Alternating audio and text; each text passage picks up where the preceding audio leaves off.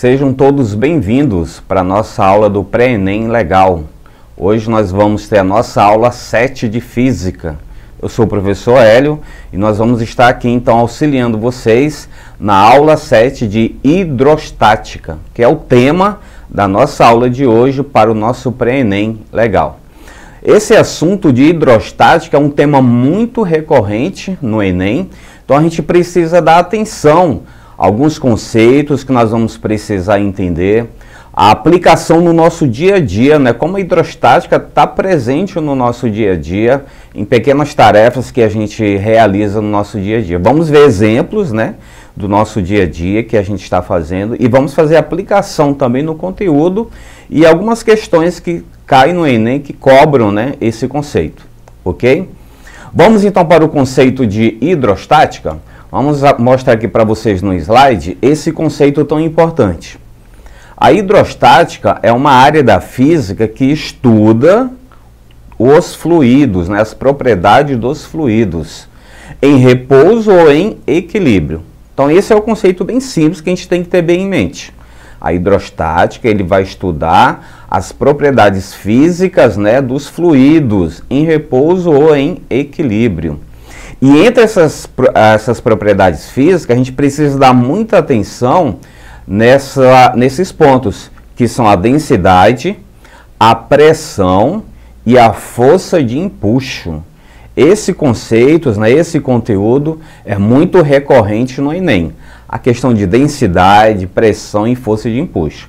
Detalhe, pessoal, apesar desse assunto, né, estamos considerando aqui no conteúdo de física, mas também é cobrado no conteúdo de química. Então tem sempre alguma relação. Quando a gente fala de densidade, pressão, esses conteúdos também estão presentes, tá certo, na matéria, na disciplina de química. Então a gente vai aprender e vai poder relacionar então esses assuntos. E o que a gente entende de fluidos? Bem, os fluidos, né, são as substâncias capazes de assumir o formato, né, de seu recipiente, mudando assim a sua forma, sob a ação de alguma força externa dentro, né, desse recipiente. Ok? Então, quando a gente fala de fluido, basicamente se refere a substâncias que realmente podem assumir qualquer formato dentro do recipiente. Dentre as características importantes aqui da hidrostática e dos fluidos, a gente precisa considerar a massa específica, então, dos objetos que nós vamos estudar. O que seria, então, a massa específica da substância? Bem, nós vamos representar por essa letra grega, né, o μ, e vai ser uma grandeza física escalar que vai caracterizar a distribuição da massa do corpo homogêneo, feito dessa substância, tá certo? No volume por ele ocupado. Então, resumindo, a massa específica é a relação entre a massa do corpo e o seu volume. Matematicamente, vocês vão escrever como está em destaque aí no slide, ó. Massa traço volume, né? Massa dividido para volume. Quando a gente divide a massa do corpo por seu volume, nós estamos encontrando a sua massa específica, ok? Um detalhe interessante também é a densidade. Uma observação muito importante. A densidade também a gente pode encontrar pela mesma equação matemática da massa específica. Massa do corpo dividido para volume. Só que nós vamos ter um detalhe aqui interessante, uma diferença. Quando o corpo for homogêneo, a densidade do corpo vai ser igual à massa específica. Ok? Mas, se o corpo não for homogêneo e for um corpo oco, agora vai mudar. A densidade vai ser menor que a massa específica. Então, só essa observação que nós temos que atentar muito bem aqui. Quando é que a densidade vai ser diferente da massa específica? Quando o corpo for oco, quando ele não for homogêneo. Se ele for homogêneo, a densidade vai ser igual à massa específica. Tudo certo? Beleza? Então, até aqui. Então, vimos aqui os primeiros conceitos, né, dentro desse assunto da hidrostática, que a gente precisa entender, que é a massa específica do corpo, juntamente com a sua densidade. Nós vamos agora ver o próximo conceito aqui, que é o peso específico. O que seria o peso específico? Bem, vamos representar o peso específico aqui pela letra grega ρ, que parece uma letrazinha P aí diferente, né? E vai ser justamente, né, o peso de um corpo homogêneo, que é definido entre a relação entre seu peso e seu volume. Então, quando a gente pega o peso do objeto e divide por seu volume, nós estamos achando seu peso específico.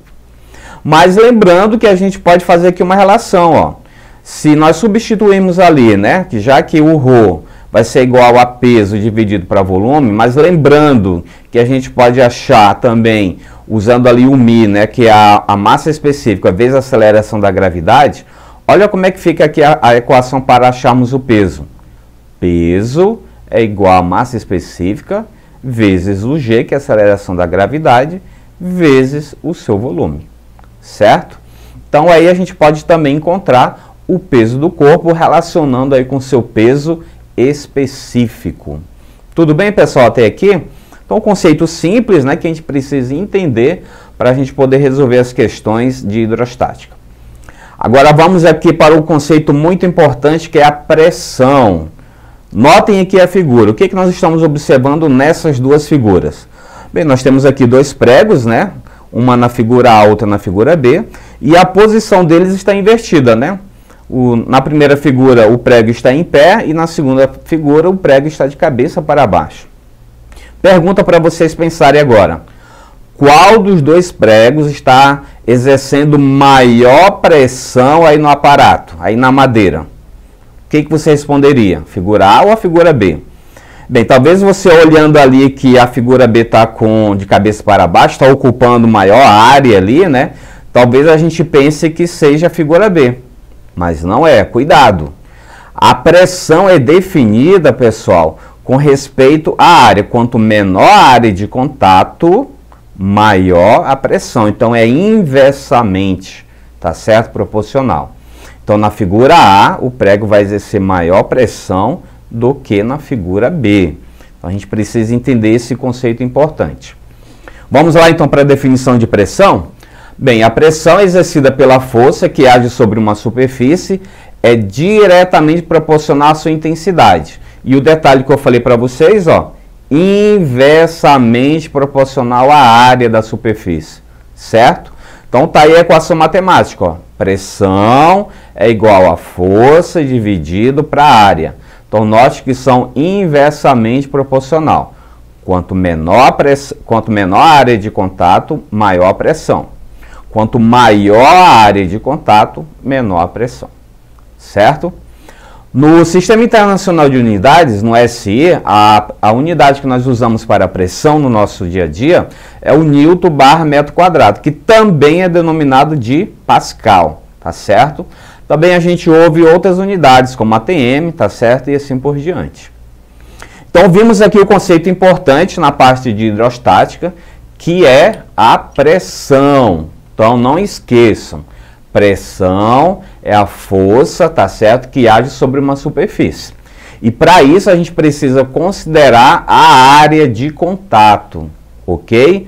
Quanto maior essa área de contato, menor a pressão. E quanto menor a área, maior a pressão. É inversamente proporcional essa relação entre pressão e força, certo?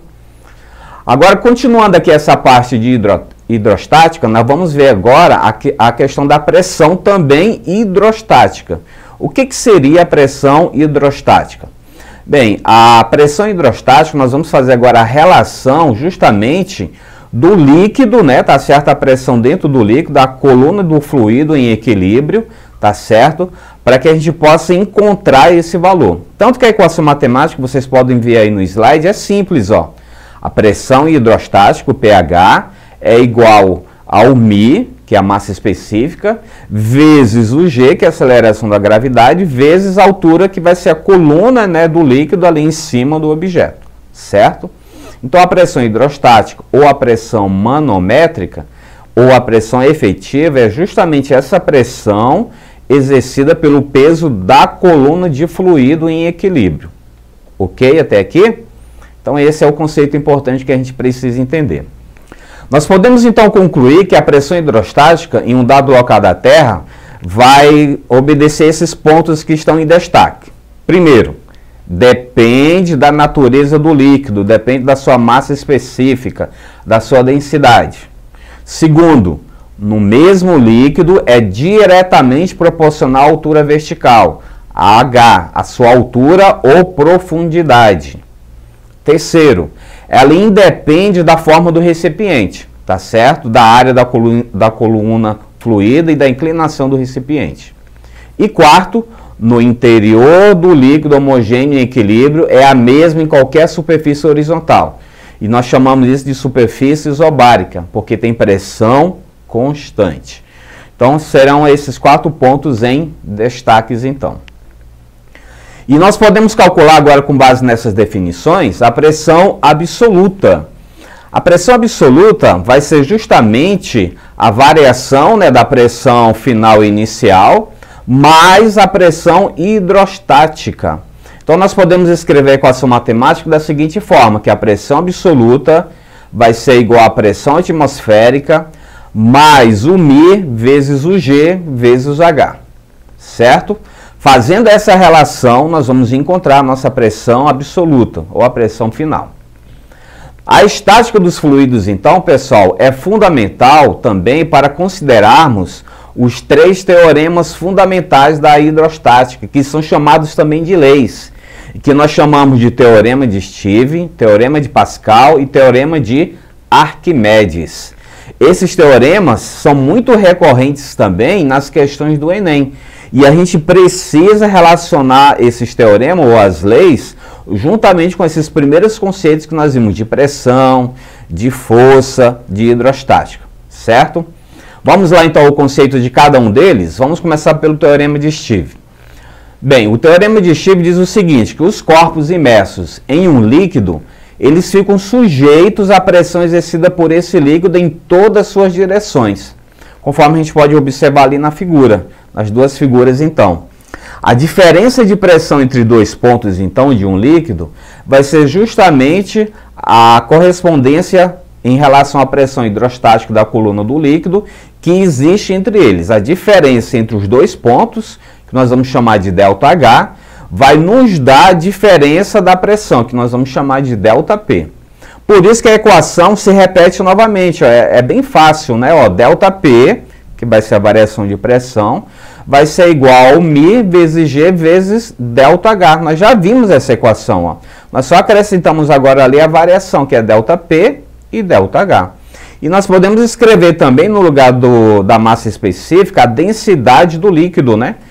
Então, ΔP vai ser igual a D vezes G vezes ΔH. A gente pode usar essas 2 equações matemáticas. E como é que fica a nossa fórmula da pressão absoluta agora? Fica dessa forma.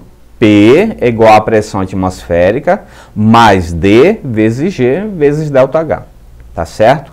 O que a gente pode deduzir dessas equações?